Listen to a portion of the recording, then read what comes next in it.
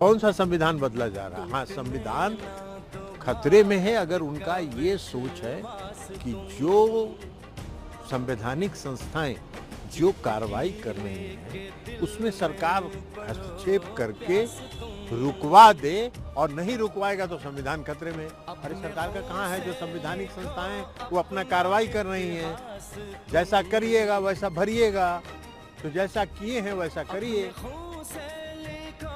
उसके कार्रवाई के लिए तैयार रहिए और को अदालत में मुकदमा लड़िए। कोई संविधान खतरे में नहीं है, संविधान सुरक्षित है।